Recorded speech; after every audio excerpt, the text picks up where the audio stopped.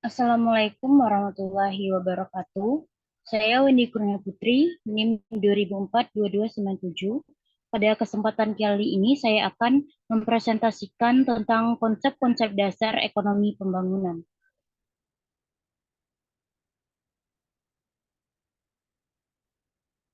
Yang pertama, pengertian ekonomi pembangunan. Ekonomi pembangunan merupakan cabang ilmu ekonomi yang mempelajari proses, mekanisme, dan kebijakan untuk mencapai pertumbuhan ekonomi yang berkelanjutan serta meningkatkan kualitas hidup masyarakat.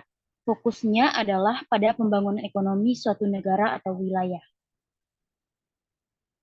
Tujuan ekonomi pembangunan. Yang pertama, pengurangan kemiskinan, menciptakan kesempatan ekonomi bagi masyarakat untuk mengurangi tingkat kemiskinan.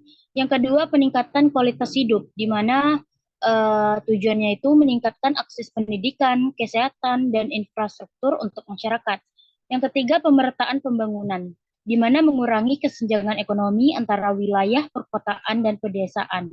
Yang terakhir, pengembangan sumber daya manusia, yaitu meningkatkan kualitas dan keterampilan tenaga kerja guna meningkatkan produktivitas ekonomi. Kemudian konsep-konsep dasar ekonomi pembangunan. Yang pertama, penyediaan infrastruktur.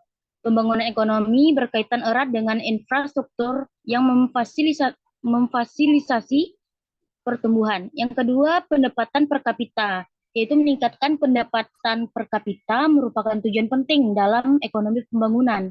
Distribusi pendapatan, di mana meratakan distribusi pendapatan untuk mengurangi kesenjangan sosial.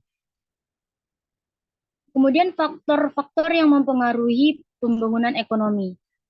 Yang pertama, kestabilan politik, di mana kestabilan politik mempengaruhi investasi dan kepercayaan pelaku ekonomi.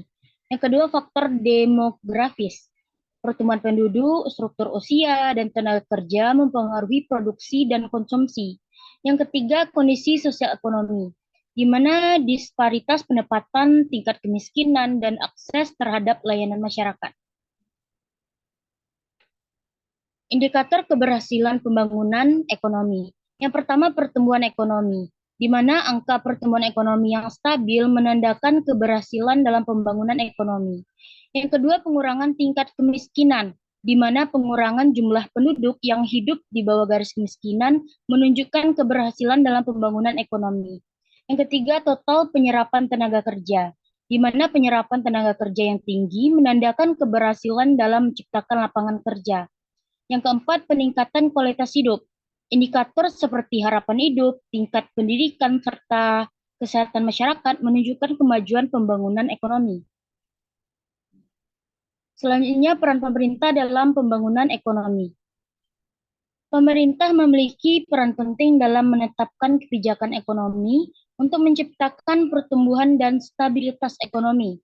Hal ini meliputi regulasi bisnis, investasi dalam infrastruktur, dan kebijakan fiskal untuk mendorong pertumbuhan ekonomi. Peran sektor swasta dalam pembangunan ekonomi.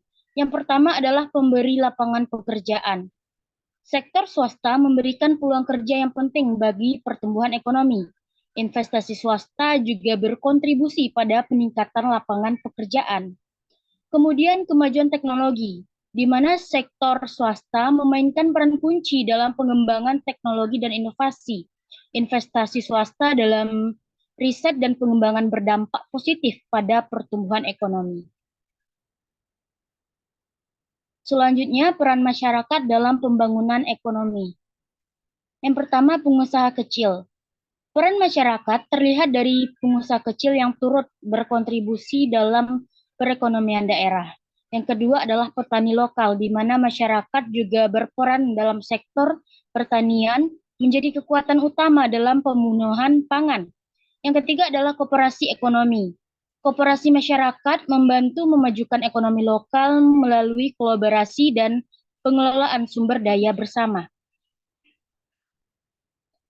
Adapun tantangan dalam pembangunan ekonomi yang pertama adalah ketimpangan sosial, yaitu kesenjangan antara orang kaya dan orang miskin yang dapat menghambat pertumbuhan ekonomi. Kemudian infrastruktur yang terbatas, di mana keterbatasan ini yang dapat memperlambat perkembangan ekonomi di daerah-daerah tertentu. Yang ketiga, ketergantungan sumber daya alam. Ketergantungan yang berlebihan pada sumber daya alam juga dapat menimbulkan kerentanan ekonomi bagi masyarakat. Kemudian yang terakhir adalah urbanisasi yang tidak terkendali. Urbanisasi yang tidak terkendali dapat menimbulkan masalah sosial dan infrastruktur di perkotaan.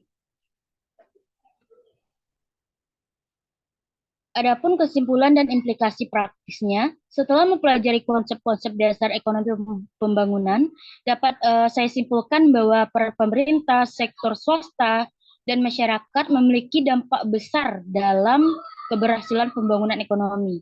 Implikasi praktisnya adalah pentingnya kerjasama antara ketiga pihak tersebut untuk mencapai ekonomi yang berkelanjutan.